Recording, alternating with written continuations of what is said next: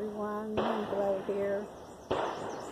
Sorry about the background sounds, but there is a shooting range out here. That's what you pay for the rest of the beauty that there is. At least one thing for sure, at night we don't have all that shooting. It's very quiet, and it's so nice, so nice. Let's see, I was watching quite a few videos a couple of weeks ago, and in all these videos, or almost all, I can't say all I hear is positive about vandwelling. But, you know, you've got to know the negative as well as the positive. Because if you think everything is going to be honky-dory because you decide to save money and go live in your car or van or whatever you're going to live in, you might come up to a very rude awakening, because that is not always so, especially if you don't have a lot of money. You have a limited budget. You can't just travel every single day and go some new place every single day. That's not the way it works. Go out to restaurants. That's not part of vandwelling. Not in my opinion, anyway. My opinion as far as vandwelling is kind of like being a prepper. You prepare before you take the step.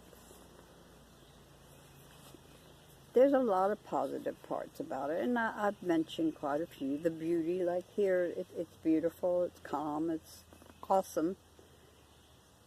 And meeting some really wonderful people.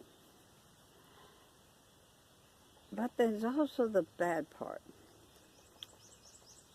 The part where you meet some very rude people that assume because you live in your car, you are homeless, a derelict, or whatever they want to call you. That is not so. I am not homeless. I have a home. I have a roof. I've got walls. I have electric. I have water to drink. How am I homeless? I'm not homeless. The best part of it is I can take my home wherever I want to go and always be homeless. I mean, not be homeless. Duh. But, you know, I really thought, as some of the videos told me a year, 2 years ago, because I've been watching them for quite a while, that, oh, you can save money. Okay, if you think so. You've got to have money for breakdowns. You've got to have money for food so that you can cook, because not to go out and eat, but to cook. You need money for, if you have pets, you need money for pets. That's one of my things, is pets. I always make sure I have food for them before I have food for me. And some of the places you go to, even though it appears to be great initially, you find out before too long that you made the wrong decision and you're going to have to move again because of that. Maybe it's people around you that are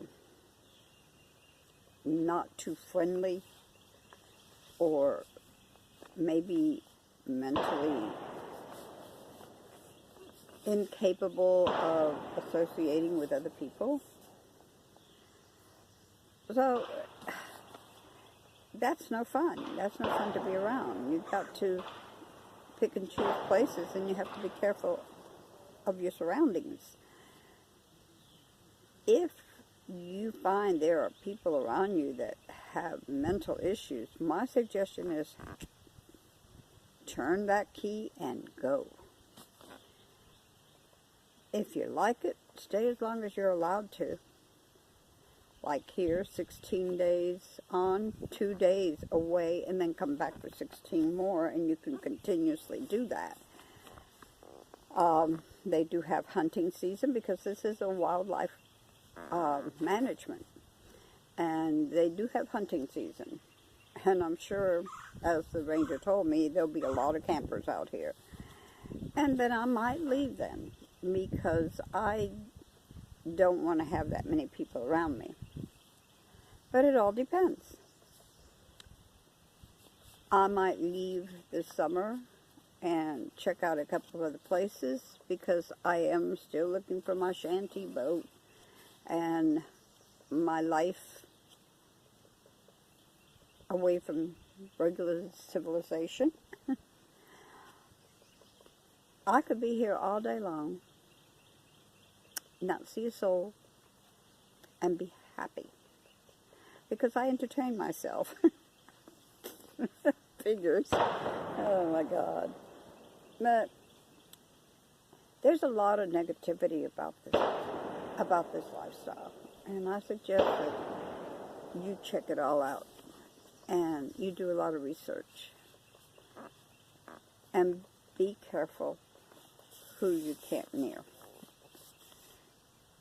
Right now I have 5 people fishing right there by my site, which are very nice people, very nice, and it doesn't bother me at all.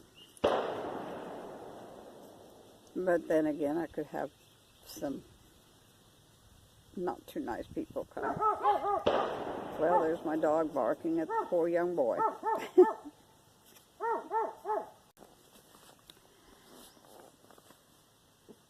Also, some of the other negative things would be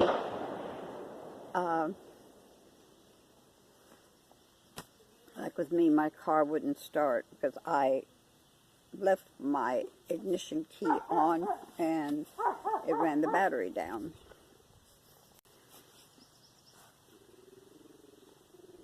If I was someplace where there was no one else, it probably would have been a terrible thing to happen because I would have been stuck in God knows how long. So I am going to get me one of these jumper thingamajiggies that you can jump your vehicle with. I think they're like $30 some odd. So here goes another expense that I wasn't expecting to have. Now I do have an air machine that I can air up my tires if they go low. And that didn't cost me very much. But it's still the fact that it was an expense that initially I had not planned on. Think about a lot of the things that you initially don't plan on because it'll probably be the things you're going to really need or the things that are really going to happen. And just when you think something isn't going to go wrong, it goes wrong.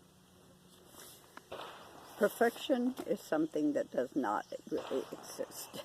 You don't have perfect weather, although right now I must say it is. Beautiful day, beautiful day.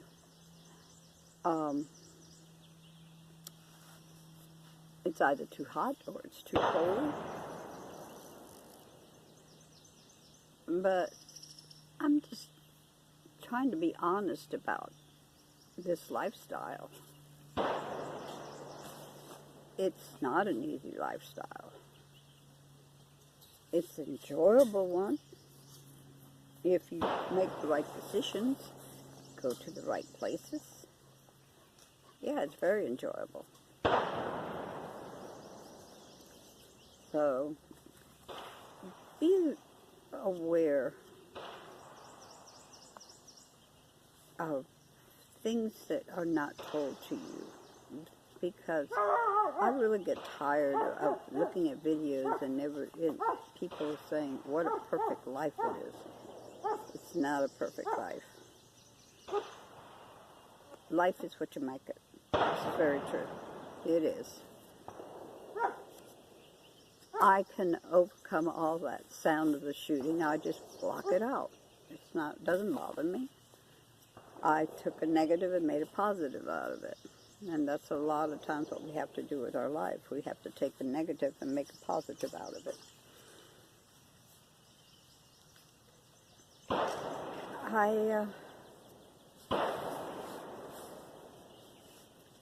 As a woman, I know a lot of women don't believe in carrying a gun or any kind of weapon like that, but by golly, I suggest that you do, because you never know. We are on the road, we are by ourselves, and anything can happen, anything. So I say, have protection. Don't go by what others say. Have protection. For one thing for sure, have a cell phone. Because in most places now, you can get cell service, even if intermediate, but you can call 911. But you need to have some way of communication. I know a couple of people I met, women in particular, did not have a cell phone or no way of contacting anybody in case of an emergency. Foolish. Very, very foolish. Because one day somebody is going to come up to your camp and wonder, well, where's the person? And they look in your van or alongside your van and there's a dead body. No, I'm not trying to scare you. No. I'm just trying to warn you, to alert you to what could happen.